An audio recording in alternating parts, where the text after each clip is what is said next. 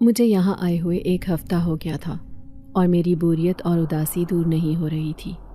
شبو نے مجھ سے کہا تھا کہ وہ مجھے گاؤں کے وڈیروں کی مہندی پر لے جائے گی تاکہ میرا دل بہل جائے اور ان کی بہو کا جہیز دیکھ کر یہ بھی اندازہ ہو جائے کہ لڑکی والے کتنے امیر ہیں، کیونکہ وڈیرے گاؤں میں سب سے امیر کبیر تھے۔ شبو ان کے ہاں کام کرتی تھی اور اس کے کہنے پر میں اس کے ساتھ حویلی چلی گئی۔ یہ گاؤں اپنی پراسراریت کی وجہ سے مجھے اپنی طرف کھینچتا تھا اور گرمیوں کی چھٹیاں یہاں گزارنے کا فیصلہ بھی میں نے اسی وجہ سے کیا تھا۔ ہم دونوں خوب تیاری کر کے حویلی چلی گئیں، جہاں کافی رونق تھی۔ ہر طرف ڈھول کی تھاپ تھی اور مہندی کی خوشبو نے حویلی میں ایک عجیب سا جادو بکھیر دیا تھا۔ جب شبو نے کہا آؤ دلہن دیکھنے چلتے ہیں تو میرا تجسس بھی بڑھ گیا۔ شبو نے بتایا کہ کافی سالوں بعد ان کے خاندان میں بہو آ رہی ہے۔ میں نے شبو سے پوچھا کہ کیا ان کے گھر کوئی اور لڑکی نہیں ہے؟ اس پر شبو نے کہا کہ نہیں، کافی عرصے سے ان کے گھر کوئی لڑکی پیدا نہیں ہوئی اور جو عورتیں بھی تھیں وہ انتقال کر گئی ہیں۔ یہ بات میرے لیے حیرت کا باعث بنی۔ شبو نے مزید کہا کہ یہاں کی رسم یہ ہے کہ شادی اکٹھی ہوتی ہے، اس لیے دلہن ایک ہفتے سے ان کے ہاں رہ رہی ہے۔ شبو مجھے چھت پر لے گئی جہاں دلہن ایک کمرے میں اکیلی بیٹھی تھی۔ اس کی آنکھوں میں ایک عجیب سی اداسی تھی، جیسے وہ اس شادی سے خوش نہ ہو۔ دلہن کے گھر والوں میں سے کوئی بھی وہاں نہیں تھا اور یہ بات میرے ذہن میں مزید سوالات اٹھانے لگی۔ جب شبو اپنے کام میں مصروف ہو گئی تو میں دلہن کے پاس جا کر بیٹھ گئی۔ دلہن کا وجود کپ کپا رہا تھا۔ اچانک اس نے مجھے پکارا، کیا تم میری بات سنو گی؟ مجھے تمہاری مدد کی ضرورت ہے۔ میں نے کہا ہاں بولو، کیا بات ہے؟ دلہن نے کہا دراصل دلہے نے مجھے دیکھا نہیں ہے، اس وجہ سے وہ مجھے دیکھنے آ رہا ہے۔ میں پہلی بار اس سے ملنے جا رہی ہوں اور بہت نروس ہوں۔ کیا تم میرے لیے پانی لا سکتی ہو؟ اس کی بات سن کر میں ہنس پڑی اور جلدی سے باہر چلی گئی۔ پانی لے کر واپس آئی، مگر جب میں دلہن کے کمرے میں گئی تو سامنے کا منظر دیکھ کر میرا رنگ زرد ہو چکا تھا۔ کمرے میں کوئی نہیں تھا۔ مجھے لگا جیسے دلہن واش روم میں ہوگی، مگر وہ باہر نہیں نکلی۔ اچانک مجھے محسوس ہوا کہ کوئی اس کمرے کی طرف آ رہا ہے۔ میں بہت زیادہ گھبرا گئی۔ میری نظر کھڑکی کی جانب گئی جہاں ایک کپڑا لٹک رہا تھا۔ جیسے ہی میں نے کھڑکی سے باہر جھانکا، ساری بات سمجھ گئی۔ دلہن اپنی شادی سے بھاگ گئی تھی۔ دوسری طرف وہ جو بھی آ رہا تھا وہ دروازہ کھولنے والا تھا۔ یہ سوچ کر میری دھڑکن تیز ہو گئی کہ اگر اسے پتہ چل گیا کہ اس کی دلہن بھاگ گئی ہے تو وہ ہنگامہ برپا کر دے گا۔ میری نظر دلہن کی چنری پر پڑی جو ستاروں کی مانند چمک رہی تھی۔ میں نے جھٹ سے وہ چنری اپنے اوپر اوڑھ لی اور دلہن کی جگہ بیڈ پر بیٹھ گئی۔ جب دروازہ کھلا تو وہ ایک لمبے قد کا نوجوان تھا جو بہت خوبصورت تھا۔ اس کی نیلی آنکھیں چنری سے نظر آ رہی تھی۔ وہ میری طرف بڑھا۔ اس کی آنکھوں میں ایک جادوئی کشش تھی جو میرے دل کی دھڑکنوں کو بڑھا رہی تھی۔ اگلے ہی پل اس نے آگے بڑھ کر، میرا نام المیرا ہے، میرا تعلق شہر کے چھوٹے سے قصبے سے تھا جہاں ہمارے گھر کے ساتھ ساتھ کافی چھوٹے چھوٹے اور بھی گھر بنے ہوئے تھے جن میں میرے چچا اور پھپھو وغیرہ رہتے تھے۔ میرے ابا کا بچپن میں انتقال ہو گیا تھا کیونکہ میرے ابا دل کے مریض تھے اور یوں میرا ان کے ساتھ کافی کم وقت گزرا تھا۔ اس بیماری کا کوئی علاج نہیں تھا۔ اگر میں یہ کہوں کہ ہمارے پاس اتنے پیسے نہیں تھے کہ ابا کا علاج کروا سکتے تو یہ بات غلط نہ ہوگی۔ اس وقت تک اس بیماری کا علاج چند ایک ہسپتالوں میں موجود تھا۔ میری اماں ہمیشہ مجھے یہی دعا دیتی تھی کہ تم راج کرو گی اور تمہاری قسمت بہت اچھی ہوگی۔ میں اکلوتی اولاد تھی۔ میری اماں نے ہی مجھے پالا تھا اور کبھی بھی ابا کی کمی محسوس نہیں ہونے دی تھی۔ جب ایک روز اچانک ہی اماں سے ملنے ان کی بچپن کی سہیلی آئی تھی جن کی بیٹی شبو بھی ساتھ تھی، اور یوں شبو اور میری بھی دوستی ہو گئی تھی۔ وہ دونوں گاؤں میں رہتی تھی۔ اس روز میں پہلی دفعہ شبو کے گاؤں گئی تھی۔ اس کا گاؤں مجھے کافی سنسان اور ویران سا لگا تھا۔ وہاں اکا دکا آبادی تھی۔ اس روز شبو نے مجھ سے حویلی کے بارے میں کہا تھا کہ یہ حویلی کافی ڈراؤنی ہے، ہر کوئی اس سے خوف کھاتا ہے۔ میری فطرت کچھ الگ تھی۔ مجھے ان چیزوں کے بارے میں کافی تجسس ہوتا تھا جو میری پہنچ سے دور ہوتی تھی۔ اس روز کے بعد سے ہی جب بھی میں شبو کو یاد کرتی تو مجھے وہ حویلی خود ہی یاد آ جاتی تھی۔ جیسے جیسے میں بڑی ہوتی گئی میں نے یہ فیصلہ کیا کہ میں جب بھی شبو کے گاؤں جاؤں گی میں اس حویلی میں ضرور جاؤں گی۔ جب ایک روز اچانک ہی اس کی ماں اس کے ساتھ پھر سے ہمارے گھر آ گئی اور میری ماں کو کہنے لگی کہ شبو ہمارے ساتھ رہ کر ہی تعلیم حاصل کرے گی کیونکہ اس کے گاؤں میں کوئی اسکول نہیں ہے۔ یوں شبو اور میں مل کر پڑھائی کرتے تھے۔ ہم دونوں اسکول جاتے تھے، لیکن اسکول کے بعد ہم دونوں پھر سے الگ ہو گئے تھے۔ مجھے ماں سے پتہ چلا تھا کہ شبو اب لوگوں کے گھروں میں جا جا کر کام کرتی ہے۔ جب ایک روز مجھے شبو نے بتایا کہ وہ اس حویلی میں بھی کام کرتی ہے تو میرے پیروں تلے سے زمین نکل گئی، کیونکہ شبو کا تو کہنا تھا کہ وہ حویلی کافی پراسرار ہے۔ جب میں نے اماں سے کہا تو اماں بھی کہنے لگی کہ ہاں ایسی ہی بات ہے، شبو بہت مجبور ہے، اسے اس حویلی میں سے بہت زیادہ پیسے ملتے ہیں۔ حویلی کسی وڈیرے کی ہے اور وہ وڈیرا شبو کو بہت زیادہ پیسے دے کر اس سے کام کرواتا ہے۔ اسی وجہ سے شبو بھی اس خوف کے باوجود اس حویلی میں کام کرتی ہے۔ میں نے اماں سے کہا کہ اماں، میں بھی ایک دن شبو کے ساتھ اس کے گاؤں جاؤں گی اور حویلی دیکھوں گی کہ آخر ایسا کیا ہے جو ہر کوئی اس حویلی سے خوف کھاتا ہے۔ اماں کہنے لگیں کہ ایسی باتیں نہ کیا کرو، تم میری ایک ہی تو بیٹی ہو، اگر تم بھی مجھ سے دور ہو گئی تو پھر میرا کیا بنے گا؟ لیکن میں اماں کی جذباتی باتوں کو ٹال دیتی۔ اماں ہمیشہ میرے نصیب کی دعا کرتی تھی۔ میری پھپھو اور خالہ کے کافی بیٹے تھے، ان کی کوئی بیٹیاں نہیں تھی، لیکن وہ اپنے بیٹوں کو ہاتھ کا چھالا بنا کے رکھتی تھی اور اتنا غرور کرتی تھی کہ ان کے بیٹوں کی شادی تو باہر ہی ہوگی، اور تو اور وہ ایسی بہویں لائیں گی جو ڈھیر سارا جہیز لائیں گی۔ اسی وقت سے مجھے جہیز سے نفرت ہو گئی تھی۔ میری یہی سوچ ہوتی تھی کہ اگر میں اتنا جہیز نہیں بنا سکتی تو اس میں میری کیا غلطی ہے؟ کیا میں غریب لڑکی ہوں اس وجہ سے میری شادی ہی نہیں ہوگی؟ جبکہ اماں مجھے ہمیشہ حوصلہ دیتی تھی کہ ایسی باتیں نہیں کرتے، اگر قسمت میں میری شادی لکھی ہوئی تو میری شادی امیر سے امیر گھر میں ہو جائے گی، اور تو اور جہیز کی ضرورت بھی نہیں پڑے گی۔ لیکن اپنی پھپھو اور اپنی خالہ کی باتوں کو سن سن کر میرے کان پک جاتے تھے۔ جب وہ اس بات پر اصرار کرتی تھی کہ ان کی بہویں ڈھیر سارا جہیز لے کر آئیں گی، گویا انہوں نے خاندان سے بہو لینے کا سوچا ہی نہیں تھا، جبکہ اماں کا یہی خیال تھا کہ میں ان کی اکلوتی بیٹی ہوں اور میری شادی کہیں خاندان میں ہو جائے تاکہ میں اپنے خاندان میں ہی رچ بس جاؤں اور اماں سے بھی دور نہ ہو جاؤں۔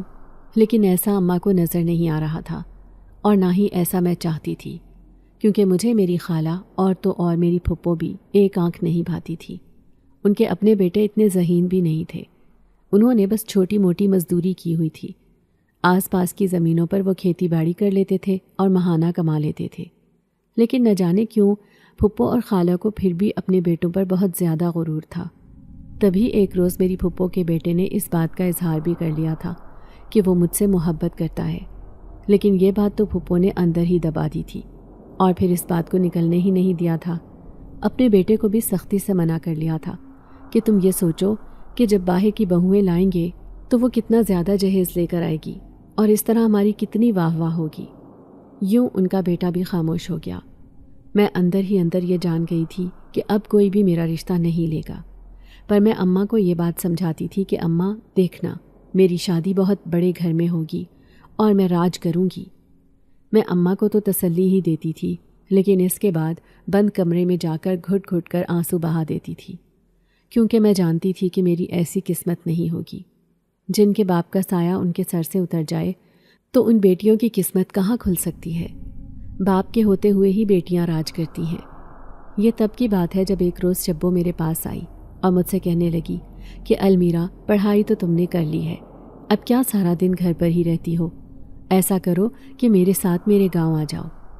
شبو نے جیسے ہی مجھے یہ آفر کی تو میں خوشی سے اچھلنے کودنے لگی اور اماں کی طرف ایک نظر دیکھنے لگی۔ جب اماں نے مجھے اشارہ کر کے منع کر دیا تو میرا دل تھا کہ میں شبو کے ساتھ ہی جاؤں۔ اماں کہنے لگیں، بیٹا میں اکیلی ہو جاؤں گی۔ میں نے کہا، اماں 1 مہینے کی ہی تو بات ہے، اس کے بعد واپس آ جاؤں گی۔ یوں اماں نے مجھے اجازت دے دی اور میں شبو کے ساتھ اس کے گاؤں آ گئی۔ گاؤں آ کر میرا سارا دھیان اسی حویلی پر تھا جو کہ گاؤں کے دور سے ہی جگمگا رہی تھی۔ وہ بہت ہی اونچائی پر بنی ہوئی تھی۔ اس حویلی کے آس پاس بڑے بڑے درخت تھے جو اسے اور بھی پراسرار بنا رہے تھے۔ وہ حویلی دکھنے میں تو مٹی کی لگ رہی تھی، لیکن جب شبو نے مجھے بتایا کہ اندر سے یہ حویلی اتنی شاندار ہے کہ ایسا لگتا ہی نہیں ہے کہ یہ حویلی ہمارے گاؤں میں بنی ہوئی ہے۔ اس حویلی کا فرنیچر اتنا شاندار ہے کہ تم دیکھ کر ہی دنگ رہ جاؤ گی۔ شبو کی باتیں سن کر تو مجھے اس حویلی کو دیکھنے میں اور بھی تجسس ہو رہا تھا۔ پھر اس روز مجھے شبو نے ایک اور خبر دی کہ حویلی کے وڈیرے کی شادی ہو رہی ہے اور ہم جہیز دیکھنے جائیں گے۔ اس کی بات سن کر پہلے تو میں بہت زیادہ غصہ ہو گئی تھی۔ میں نے اس سے کہا کہ نہیں، مجھے کسی کا بھی جہیز نہیں دیکھنا۔ جب شبو نے کہا کہ چلو چھوڑو جہیز نہ دیکھو، پر وڈیروں کی شادی بہت دھوم دھام سے ہوتی ہے، اور تو اور پہلی لڑکی ان وڈیروں کے خاندان میں آ رہی ہے، نہ جانے ان کے ہاں کیسا رواج ہے یا قدرت نے ان پر کیسا کھیل کھیلا ہے کہ ان کے ہاں عورتیں ہیں ہی نہیں۔ ان کی سب سے بڑی عورت کی جیسے ہی ڈیتھ ہوئی تھی تو اس کے بعد عورتیں خود بخود ختم ہوتی گئی تھیں۔ اور ہاں، اب یہ پہلی بہو آ رہی ہے تو ہمیں دیکھنے تو جانا چاہیے، کیونکہ ان کے ہاں رواج ہے کہ لڑکی شادی سے ایک ہفتہ پہلے ہی ان کے گھر آ جاتی ہے۔ مجھے شبو نے جیسے ہی یہ بات کہی تو میں الجھن کا شکار ہو گئی تھی۔ مجھے بھی اب تجسس ہو رہا تھا، کیونکہ ان وڈیروں کے رسم و رواج ہمارے رسم و رواج سے بالکل مختلف تھے۔ یوں اس روز میں بھی شبو کے ساتھ حویلی چلی گئی تھی۔ حویلی کے اندر جیسے ہی قدم رکھا تو عجیب پراسراریت میرے چہرے پر پھیل گئی تھی۔ میرا وجود عجیب طرح سے کپکپا رہا تھا۔ شبو بھی مجھے تھام چکی تھی۔ ہم دونوں نے ایک دوسرے کے ہاتھوں میں ہاتھ ڈالے اور حویلی کے اندر بڑھتے رہے تھے۔ حویلی میں گہما گہمی تھی۔ اندر جا کر ایسا لگ ہی نہیں رہا تھا کہ یہ حویلی اسی گاؤں میں ہے، کیونکہ وہ حویلی بالکل ایک شہر کی طرح تعمیر کی گئی تھی۔ جب کچھ دیر بعد شبو مجھ سے کہنے لگی کہ چلو آؤ، میں تمہیں دلہن سے ملواتی ہوں۔ میں نے دلہن کو بھی پہلے نہیں دیکھا ہے، ہم دلہن سے ملتے ہیں اور اسی بہانے جہیز بھی دیکھ لیں گے۔ اس کی آخری بات پر مجھے بہت کوفت ہوئی تھی، لیکن میں نے شبو کو کچھ نہ کہا اور اسی طرح اس کے ساتھ چھت پر چلی گئی۔ دلہن کا کمرہ چھت پر تھا۔ دلہن کے پاس ملازماؤں کا جمگھٹا تھا۔ ہمارے آنے کے بعد وہ ملازمائیں چلی گئی تھیں اور یوں ہم دونوں اب اس دلہن سے ملنے لگے تھے۔ دلہن کے چہرے پر عجیب سی اداسی چھائی ہوئی تھی۔ ایسا لگ رہا تھا جیسے اسے شادی میں کوئی دلچسپی نہیں ہے، اس کی زبردستی شادی کی جا رہی ہے۔ پر شبو اسے اپنا تعارف کروانے لگی کہ میں 10 سالوں سے اس حویلی میں کام کر رہی ہوں اور میں آپ کی خاص ملازمہ بن جاؤں گی۔ میں آپ کے پیر دبایا کروں گی، میں آپ کو سارے طور طریقے بھی سکھا دوں گی، آپ پریشان نہ ہوں۔ لیکن شبو کی ان شوخ باتوں کا بھی اس پر کوئی اثر نہیں ہوا تھا۔ وہ ذرا بھی نہیں مسکرائی تھی۔ کچھ دیر بعد شبو کو بلاوا آ گیا تھا اور وہ ملازماؤں کے ساتھ کام کرنے چلی گئی تھی۔ میں اب اس دلہن کے ساتھ اکیلی تھی جس نے مہندی کا جوڑا پہنا ہوا تھا، جبکہ ہاتھ میں بھی مہندی لگی ہوئی تھی۔ میں جیسے ہی اس کے پاس گئی تو میں نے اس کے ہاتھ میں مہندی دیکھی تھی۔ اس کے ہاتھ میں زرقام نام لکھا تھا۔ میں جان گئی تھی کہ دلہے کا نام زرقام ہے۔ میں مسکرا دی تھی، لیکن دلہن ابھی بھی الجھن میں تھی۔ میں اس سے پوچھنا چاہتی تھی کہ کیا آپ اس شادی سے خوش نہیں ہیں؟ اس سے پہلے کہ میں اس سے کچھ پوچھتی، جب اچانک ہی اس نے مجھے پکارا کہ میری بات سنو، کیا تم میری مدد کرو گی؟ یہ سوچ کر تو میں چونک گئی تھی کہ آخر اسے میری کیسی مدد چاہیے۔ ابھی میں نے اس سے یہ پوچھا ہی نہیں تھا جب وہ پھر سے بولی کہ دراصل مجھ سے زرقام ملنے آ رہا ہے۔ ہم نے ایک دوسرے کو نہیں دیکھا ہوا، تو اس وجہ سے میں بہت زیادہ گھبرا رہی ہوں۔ میرا حلق تک خشک ہو چکا ہے۔ تم ایسا کرو، میرے لیے باہر سے پانی لے آؤ۔ اس نے گویا مجھے حکم دیا تھا، کیونکہ وہ دلہن اور اس حویلی کی ہونے والی مالکن تھی اور میں اس حویلی کی ملازمہ کی سہیلی تھی۔ شاید اسی وجہ سے وہ مجھ سے کافی تلخ رویے سے بات کر رہی تھی، پر میں نے بھی دل پر نہیں لیا اور جلدی سے مسکرا کر اس کے لیے باہر سے پانی لینے چلی گئی۔ ملازمائیں کام کر رہی تھی، وہیں پر شبو بھی پکوان بنوا رہی تھی اور باورچی خانے میں تھی۔ میں نے ایک نظر اس پر ڈالی اور پھر سے پانی لے کر دلہن کے روم میں چلی گئی، پر یہ دیکھ کر تو میرے پیروں تلے سے زمین نکل گئی تھی، کیونکہ وہ روم تو بالکل خالی تھا۔ دلہن تو وہاں موجود ہی نہیں تھی، جبکہ اس کی چنری بیڈ پر بے سود پڑی تھی۔ مجھے لگا جیسے وہ واش روم میں ہوگی۔ 2 منٹ انتظار کیا، لیکن وہ واش روم سے باہر ہی نہ نکلی، جب اچانک میری نظر اس کھلی کھڑکی پر گئی تھی، کیونکہ پہلے تو وہ کھڑکی بالکل بند تھی۔ میں نے جیسے ہی کھڑکی سے باہر جھانکا تو میں سارا معاملہ سمجھ گئی تھی کہ دلہن تو بھاگ گئی ہے۔ یہ سوچ سوچ کر ہی میرا چہرہ زرد پڑ چکا تھا۔ پھر اچانک ہی مجھے ایسا لگا جیسے کوئی اس روم تک آ رہا ہو۔ مجھے قدموں کی چاپ سنائی دے رہی تھی، جس نے مجھے اور بھی وحشت میں ڈال دیا تھا۔ سمجھ نہیں آ رہی تھی کہ میں اب کیا کروں۔ بغیر سوچے سمجھے میں نے جلدی سے ہی وہ چنری اپنے اوپر اوڑھ لی تھی، کیونکہ میں جانتی تھی کہ اگر اس دلہے کو پتہ چل گیا کہ اس کی دلہن بھاگ گئی ہے تو پھر تو وہ ہنگامہ برپا کر دے گا۔ میں یہ بالکل بھی گوارا نہیں کر سکتی تھی، کیونکہ سارا شک مجھ پر جانا تھا۔ ابھی تو میں یہ حالت سنبھال ہی نہیں سکتی تھی، پر میں اتنا کر سکتی تھی کہ اس دلہن کی جگہ دلہن بن کر بیٹھ جاتی۔ میں نے یہی کیا اور وہ چنری اوڑھ کر دلہن کی طرح ہی بیٹھ گئی تھی، جبکہ اپنے ہاتھوں کو میں نے چھپا لیا تھا کیونکہ میرے ہاتھوں پر مہندی نہیں لگی ہوئی تھی۔ کچھ لمحوں بعد جب کمرے کا دروازہ کھلا، میں نے جیسے ہی سامنے دیکھا تو سفید شلوار قمیض میں ملبوس لمبے چوڑے قد کا نوجوان آگے بڑھ رہا تھا۔ وہ گلا کھنکھارا اور میرے سامنے آ کر بیٹھ گیا تھا۔ پھر اچانک ہی ایک جھٹکے سے اس نے میرے سفید ہاتھوں کو اپنے ہاتھوں میں لے لیا تھا۔ میرے ہاتھ پسینے سے بھرے تھے اور کپکپا رہے تھے۔ پھر اچانک ہی اس کی بھاری آواز مجھے سنائی دی تھی۔ وہ کہہ رہا تھا کہ یہ کیا، آپ نے تو مہندی ہی نہیں لگائی ہوئی۔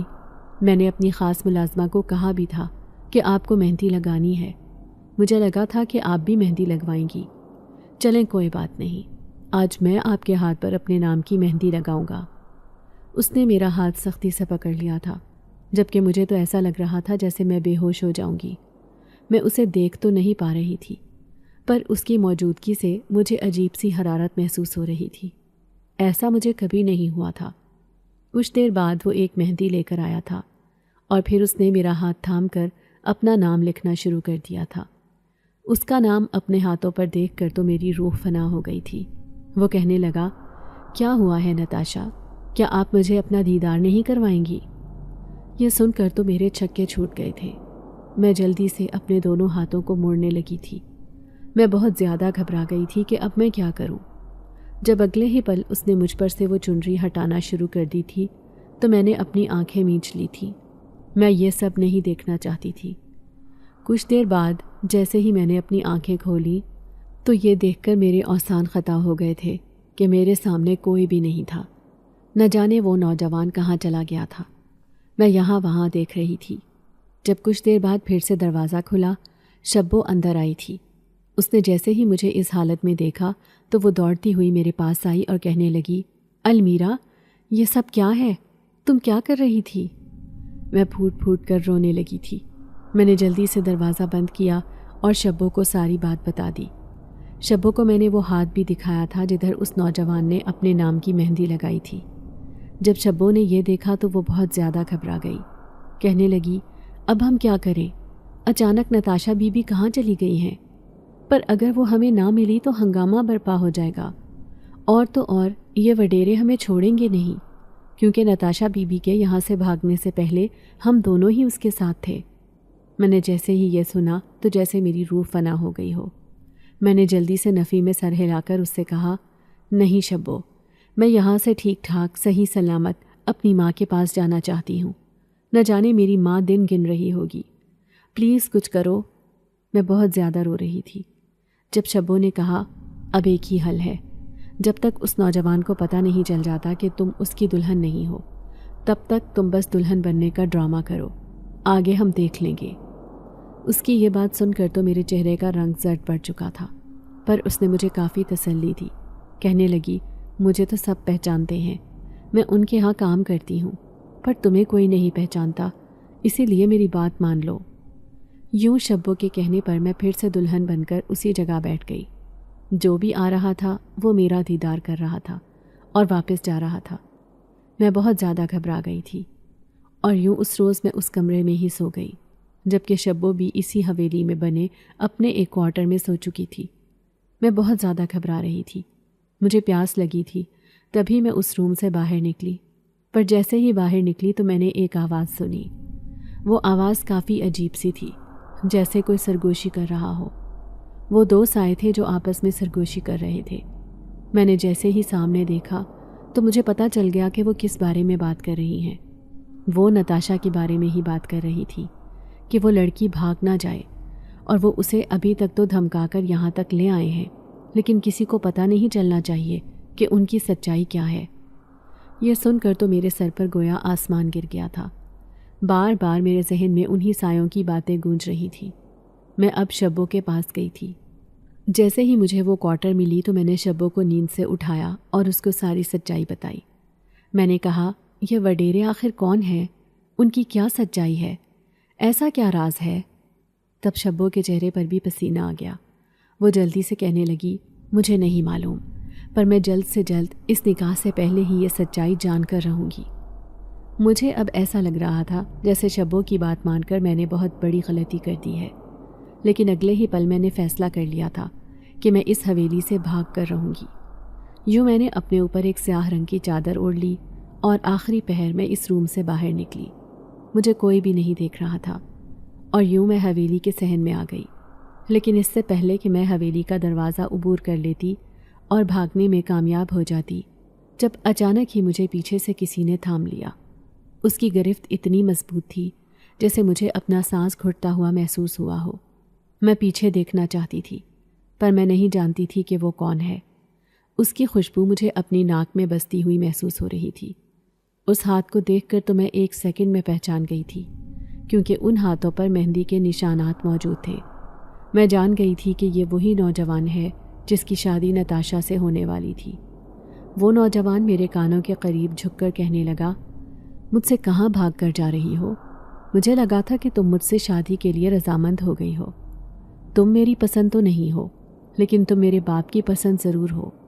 फिर तुम इस शादी से क्यों भाग रही हो? उसकी बात सुनकर मेरा वजूद लरज़ने लगा था। मैंने कमज़ोर आवाज़ में आंखें बंद करके कहा, मैं वो नहीं हूँ जो आप समझ रहे हैं। प्लीज़ मुझे छोड़ दें। मैंने ख़ुद को आज़ाद करवाने की काफ़ी कोशिश की थी, जब अगले ही पल एक झटके से उसने मुझे अपने सामने किया था। यूँ मैंने उसका चेहरा पहली दफ़ा देखा था। उसने तो मुझे पहले उस रूम में देख लिया था, लेकिन अब वो मुझे बगौर देख रहा था। मैं उसे पहली दफ़ा देख रही थी। उसकी वो गहरी नीली आंखें मुझे अजीब पुरकशिश सी लगी थी। इन आंखों में न जाने अजीब सी कशिश थी और अजीब सी खुमारी थी। मैं उसकी आंखों में खो सी गई थी। जब वो फिर से मुझसे कहने लगा, क्या हो गया है? आप यहाँ से क्यों भाग रही थी? तब मैं अपनी होश की दुनिया में वापस आई और एक टूटे हुए लहजे में कहने लगी, देखें, मैंने आपसे पहले भी कहा है कि मैं वो नहीं हूँ जो आप समझ रहे हैं। आप क्यों नहीं समझते? प्लीज़ मेरी जान बख्श दें। मैं यहाँ नहीं रह सकती, मुझे वापस जाना है। तब वो नौजवान मेरे करीब आ गया और फिर मुझे झंझोड़ कर कहने लगा, ख़बरदार, जो आपने यहाँ से भागने की कोशिश भी की। आप नहीं जानती कि मैं आपके साथ क्या कर सकता हूँ। उसकी बात सुनकर मेरा वजूद थर थर काँपने लगा था। मैंने उससे कहा, मैं नताशा नहीं, मैं अलमीरा हूँ। मैं एक मामूली सी लड़की हूँ। दरअसल आपकी दुल्हन भाग गई है और मुझे समझ नहीं आया था, इसी वजह से आपके आने से पहले मैंने वो चुनरी अपने ऊपर ओढ़ ली थी और यूँ उसकी जगह बैठ गई थी। प्लीज़, आपकी दुल्हन भाग गई है, मुझे जाने दें। मैंने जैसे ही ये सच्चाई बताई तो अचानक से उसके चेहरे का रंग बदल गया था। फिर वो गहरी नीली आंखें एक पल को सफ़ेद माइल आंखों में तब्दील हो गई थी। ये तब्दीली देखकर तो मेरे दिल की धड़कनें तेज़ हो गई थी। मैं खौफ से कँपकँपाने लगी थी। मैंने उससे कहा, आप कौन हैं? यह सब क्या है? तब वो कहने लगा, मुझे पता था कि आप ऐसी ही हरकत करोगी। झूठ बोलना बंद करो और हाँ, जल्द से जल्द निकाह के लिए तैयार हो जाओ। कल रात हमें एक होने से कोई नहीं रोक सकता। मैंने आपको पहले तो नहीं देखा था, लेकिन जब से मैंने आपका दीदार किया है तब से मैंने फ़ैसला कर लिया है कि आप ही मेरी बीवी बनेंगी और अब मैं आपके अलावा किसी से निकाह नहीं करूँगा। समझिए आप, इस वजह से आपको झूठ बोलने की कोई ज़रूरत नहीं है। उसने जैसे ही मुझसे ये कहा तो मुझे ऐसा लगा जैसे मेरा दिल टूट चुका हो। मैंने उसे लाख यकीन दिलाया था कि देखो, जो तुम समझ रहे हो वैसा नहीं है। जब मुझे अचानक शब्बो का ख्याल आया, मैंने कहा, एक दफ़ा मेरी बात का यकीन करो, मेरे साथ चलो। मैं जल्दी से शब्बो के पास गई थी और मैंने शब्बो को कहा कि इस नौजवान को सारी सच्चाई बताओ कि उसकी बीवी भाग गई है।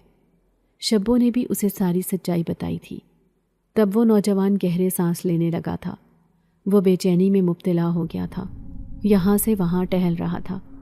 उसके चेहरे का रंग उड़ा हुआ था, जबकि मुझे अभी तक समझ नहीं आ रही थी कि उसकी आंखों का रंग कैसे बदला है।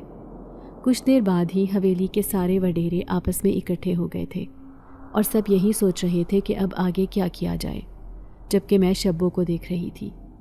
میں ایک دفعہ پھر وہاں سے بھاگنے والی تھی جب اچانک وہ نوجوان بجلی کی تیزی کے ساتھ میرے سامنے آ کر کھڑا ہو گیا اور میرا بازو کھینچ کر مجھے بڑے وڈیروں کے پاس لے آیا۔ تب وڈیروں نے یہ فیصلہ کیا تھا کہ دیکھو وہ لڑکی تو چلی گئی ہے، لیکن اب ہماری عزت کا سوال ہے، تمہیں ہی ہماری بہو بننا ہوگا۔ یہ خبر سنتے ہی میرا وجود شل ہو گیا تھا۔ میں مسلسل نفی میں سر ہلا رہی تھی، لیکن کچھ نہیں ہو سکتا تھا۔ ان وڈیروں نے مجھے اس روم میں بند کر کے رکھ دیا تھا۔ میرے نکاح میں کچھ دیر باقی تھی جب میں نے شبو سے کہا تھا کہ مجھے تم اس لڑکی سے ملوا دو، نتاشا کو کسی طرح بھی تلاش کر کے میرے پاس لے آؤ، اس سے کہو بے شک زرکام سے شادی نہ کرے، لیکن یہ وجہ بتا دے کہ وہ یہاں سے بھاگ کر کیوں گئی ہے۔ شبو نے میری بات مان لی تھی۔ عین نکاح کے کچھ دیر پہلے ہی وہ کیسے بھی کر کے ملازمہ کے روپ میں نتاشا کو واپس یہاں لے آئی تھی۔ اس کے بعد نتاشا نے مجھے وڈیروں کی جو سچائی بتائی وہ سن کر میری روح لرز گئی تھی۔ اس نے مجھ سے کہا تھا کہ میری اماں یہ چاہتی تھیں کہ میری شادی بہت بڑے گھر میں ہو، میں دوسرے گاؤں کی لڑکی ہوں، اور جیسے ہی پتہ چلا کہ یہ وڈیرے امیر ترین لوگ ہیں، میری اماں نے بنا دیکھے ہی میرا رشتہ پکا کر دیا تھا۔ میں نے وڈیروں کو دیکھا نہیں تھا، پر جب یہ شرط سنی کہ لڑکی ایک ہفتہ پہلے ہی حویلی میں آ جائے تو یہ سن کر مجھے بے حد حیرت ہوئی تھی کہ آخر یہ کیسے لوگ ہیں۔ میں ایک ہفتہ پہلے ہی یہاں آئی تھی جب اچانک ہی مجھے اس حویلی سے رات کے وقت عجیب سی آوازیں سنائی دیتی تھی۔ مجھے نہیں پتا تھا کہ یہ حویلی پراسرار ہے اور ان وڈیروں کا کسی کے ساتھ کوئی تعلق نہیں ہے۔ نہ میں یہ جانتی تھی کہ یہاں کوئی عورت نہیں ہے، سارے مرد ہی مرد ہیں۔ اگر مجھے یہ پتا ہوتا تو میں کبھی بھی شادی نہ کرتی، پر اس کے بعد جیسے ہی مجھے یہ پتا چلا کہ یہ آدم ذات نہیں بلکہ جن زادے ہیں، جب میں نے نتاشا کی یہ بات سنی تو میری سانس اکھڑنے لگی تھی۔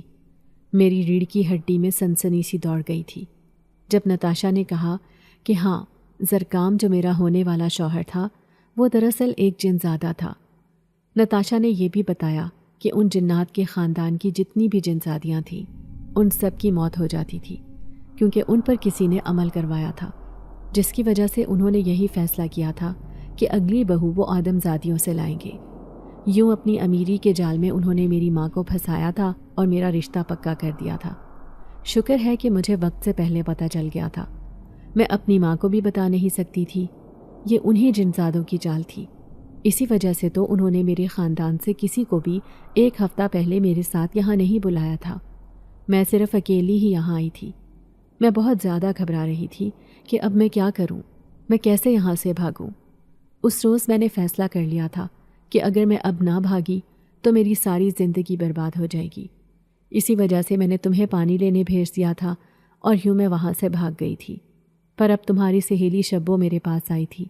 اس نے میری بہت منتیں کیں کہ میں یہ ساری سچائی تمہیں بتا دوں تاکہ تمہاری زندگی بچ جائے۔ اگر ہو سکے تو تم بھی اس شادی سے بھاگ جاؤ، کیونکہ اگر تم ایک دفعہ ان جنزادوں کی بہو بن گئی تو پھر تمہاری ساری زندگی اسی قہر میں گزرے گی۔ چلو مجھے اجازت دو، اب میں یہاں اور نہیں رہ سکتی، ورنہ وہ وڈیرے مجھے پکڑ لیں گے۔ یہ کہہ کر نتاشا جیسے آئی تھی ویسے ہی چلی گئی تھی، جبکہ میری حالت ایسے تھی جیسے کاٹو تو بدن میں لہو نہیں۔ شبو مجھے بار بار تسلی دے رہی تھی کہ دیکھو، بھاگنے کی کوشش بھی نہ کرنا، اگر یہ جنزادے ہیں تو یہ کسی طریقے سے تمہارا پتہ معلوم کر لیں گے۔ نتاشا بہت دیندار لڑکی تھی، نماز کی پابند تھی، اسی وجہ سے اپنے ورد کے ذریعے وہ جنات سے محفوظ رہ گئی تھی اور جنات اس کے قریب نہیں پھٹکے تھے، لیکن میں ہمیشہ نماز میں تاخیر کر دیتی تھی اور لاپرواہی کی وجہ سے عبادات اتنی کثرت سے نہیں کرتی تھی۔ مجھے آج پچھتاوا ہو رہا تھا۔ کچھ دیر بعد 2 ملازمائیں آئی تھیں جو کہ مجھے تیار کرنے لگی تھیں۔ ان کی آنکھوں کا رنگ جیسے ہی دیکھا تو وہ نیلا تھا۔ میں جان گئی تھی کہ یہ بھی جنزادیاں ہیں۔ انہوں نے مجھے جیسے ہی تیار کیا تو کچھ دیر بعد میں نے جیسے ہی اپنے آپ کو آئینے میں دیکھا، میں فوراً ساکت ہو گئی تھی، کیونکہ میں حور سے کم نہیں لگ رہی تھی۔ شبو میرے پاس آئی اور کہنے لگی کہ المیرا، کیسی قسمت پائی ہے تم نے، اب تم جنات کی بہو بننے جا رہی ہو۔ اس کی بات پر میں سلگ اٹھی تھی۔ میں نے کہا، اگر تمہیں میری قسمت پر اتنا ہی رشک آ رہا ہے تو میری جگہ تم کیوں نہیں دلہن بن جاتی اور اس زرکام سے شادی کر لیتی جو اصل میں جنزادہ ہے؟ شبو خاموش ہو گئی تھی، کیونکہ یہ سبھی جانتے تھے کہ مجھ پر کیا بیت رہی ہے۔ کتنی دردناک تکلیف ہے جس سے میں گزر رہی ہوں۔ کچھ دیر بعد میرا نکاح اس جنزادے سے ہو گیا تھا۔ یہ سچائی کسی کو بھی نہیں پتہ تھی، پر میں اس نکاح کو نہیں مانتی تھی۔ میرا بچپن سے یہی عقیدہ تھا کہ کبھی بھی ایک جنزادے کی شادی کسی بھی آدم ذات سے نہیں ہو سکتی۔ میں اب دلہن کے روپ میں بیٹھی اسی روم میں زرکام کا انتظار کر رہی تھی۔ وہ جب میرے پاس آیا تو میری خوبصورتی دیکھ کر دنگ رہ گیا تھا۔ جب اچانک وہ میرے چہرے پر ہاتھ پھیر کر بھاری آواز میں کہنے لگا کہ میں نتاشا کو تو نہیں جانتا کہ وہ کتنی خوبصورت تھی، پر جب سے آپ کو دیکھا ہے تب سے آپ کے سحر میں ڈوب گیا ہوں۔ آپ بلا شبہ بہت حسین ہیں، لیکن اپنی زندگی کا یہ نیا سفر شروع کرنے سے پہلے میں آپ کو اپنی سچائی بتا دینا چاہتا ہوں۔ دراصل میں آپ جیسا ایک انسان نہیں ہوں، میں ایک جن زادہ ہوں۔ مجھے معاف کر دیں جو میں یہ سچائی آپ کو اس نکاح کے بعد بتا رہا ہوں۔ اس نے مجھ سے یہ بات کہی، لیکن میں بالکل ہونک بن کر بیٹھی رہی۔ میں نے اس انکشاف کا کوئی رد عمل ظاہر نہیں کیا تھا۔ اس نے جیسے ہی مجھے دیکھا تو حیران ہو گیا۔ کہنے لگا، آپ کو میری اس سچائی سے کوئی مطلب نہیں ہے؟ کیا آپ کو کوئی فرق نہیں پڑ رہا کہ آپ کا نکاح ایک جنزادے سے ہوا ہے؟ اس کی یہ بات سن کر بھی میں نے اپنی آنکھیں جھکائی ہوئی تھی۔ میں نے اس سے کوئی شکوہ نہیں کیا۔ میں اس سے اب کیا کہتی کہ مجھے تو نتاشا نے یہ ساری سچائی پہلے ہی بتا دی ہے۔ میں اپنی ماں کو یاد کرتی رہتی تھی۔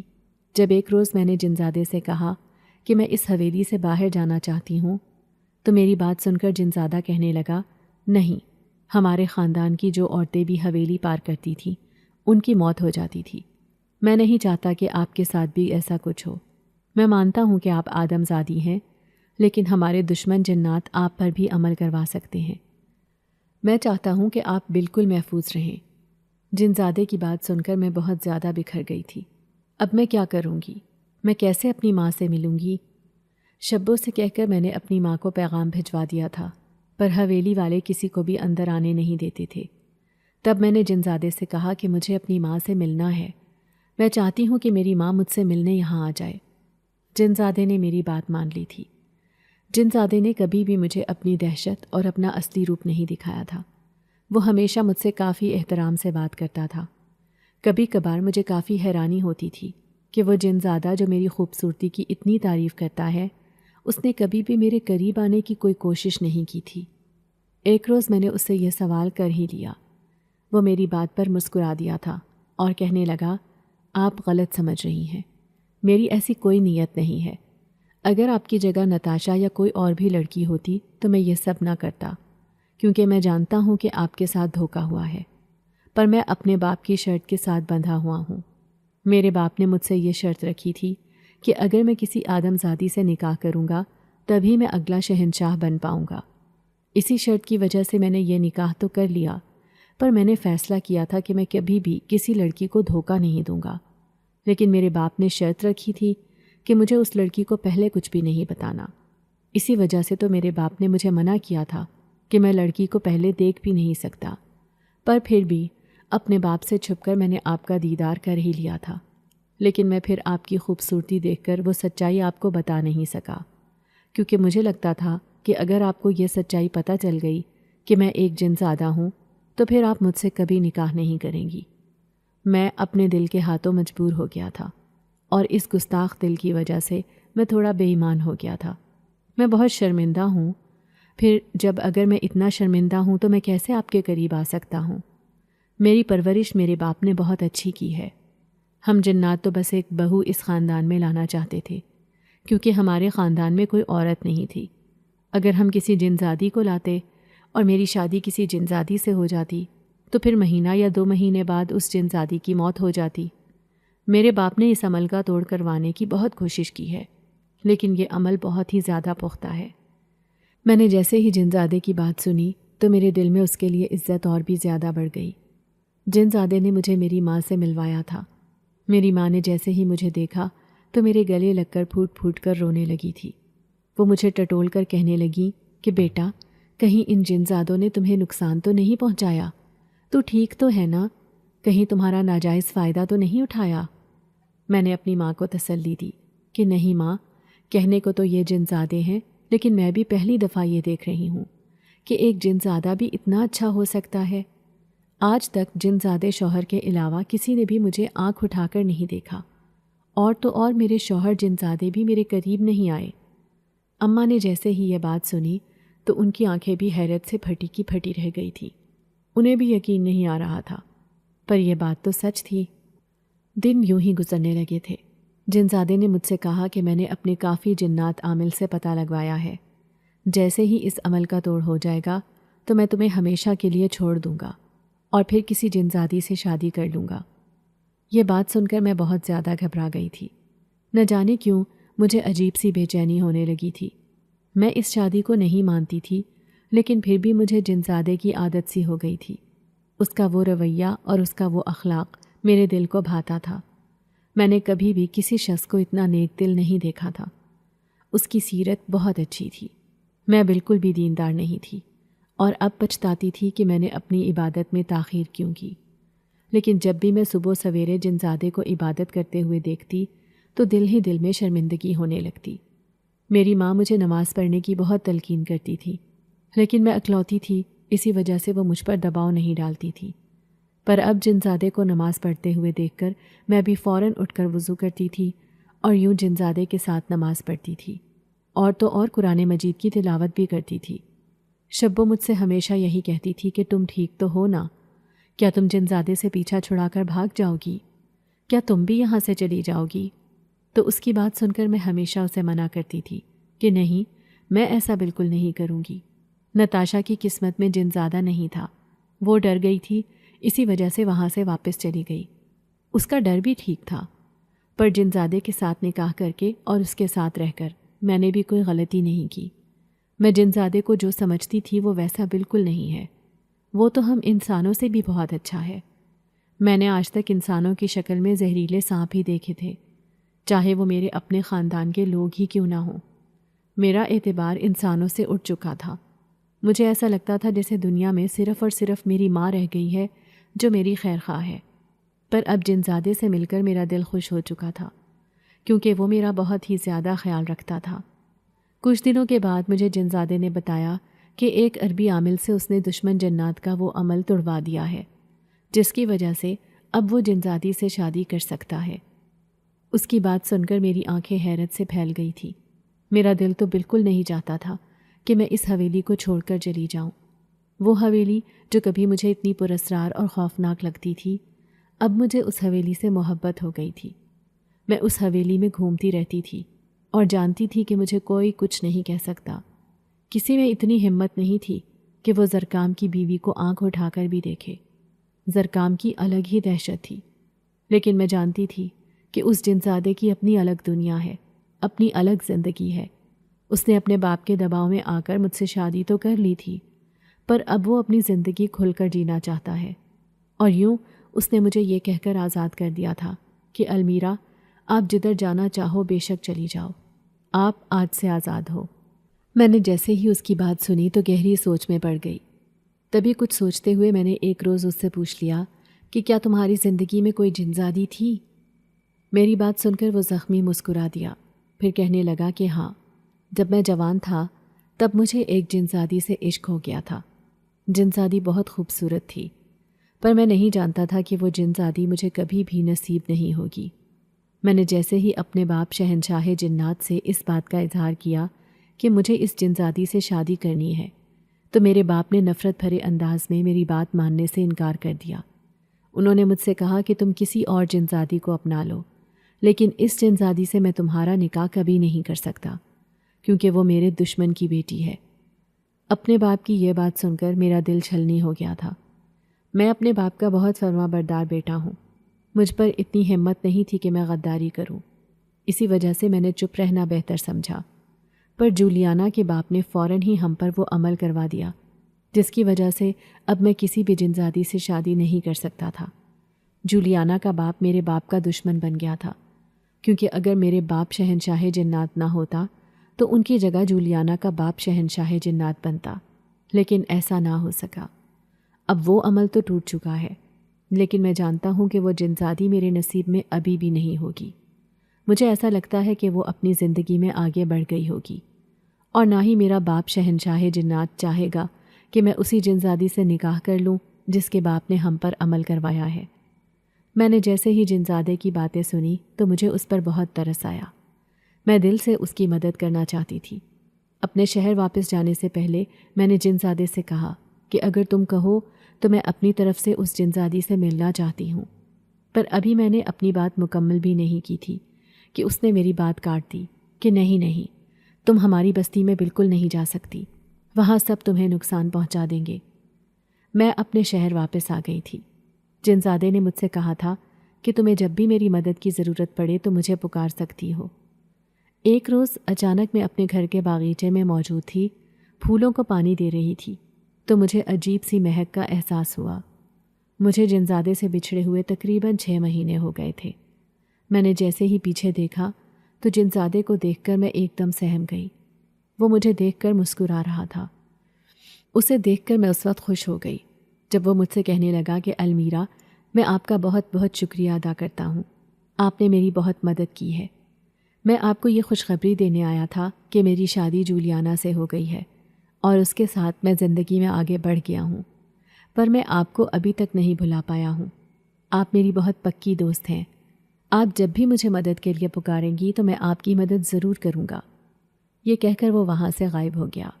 کچھ دنوں بعد اچانک میری پھپھو گھر آئیں اور پھر گھر آ کر انہوں نے اپنے بیٹے کے لیے میرا رشتہ مانگ لیا۔ یہ خبر میرے ساتھ ساتھ اماں کے لیے بھی ناقابل یقین تھی۔ میرے وہم و گمان میں بھی نہیں تھا کہ پھپھو اپنے اس بیٹے کا رشتہ مجھے دے دیں گی۔ یہ سب کچھ اس جنزادے کی وجہ سے ہوا تھا۔ رشتہ پکا ہونے کے فوراً بعد ہی ہمارا نکاح طے ہو گیا۔ نکاح کے لیے اماں کے پاس اتنے پیسے نہیں تھے کہ وہ انتظام کروا سکتی۔ پھر اچانک ہی میری ملاقات پھر سے جنزادے سے ہوئی۔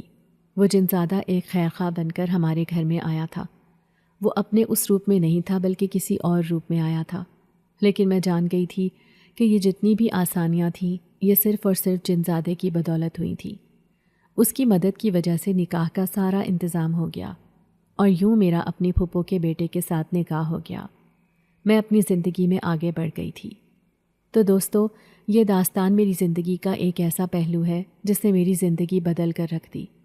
مجھے کبھی بھی جنات پر یقین نہیں تھا۔ جب بھی شبو اور میری بحث ہوتی تو ہمیشہ یہی کہتی تھی کہ جنات کچھ بھی نہیں ہوتے، پر جب سے میری زندگی میں یہ واقعہ ہوا تھا تب سے مجھے بھی یقین ہو گیا کہ سچ میں آج بھی ہمارے ساتھ جنات ہیں جو ہماری طرح ہی زندگی گزار رہے ہیں، اور کچھ جنات تو ہم انسانوں سے زیادہ اچھے ہو سکتے ہیں، جیسے وہ زرکام جنزادہ تھا جسے آج تک میں بھلا نہیں پائی۔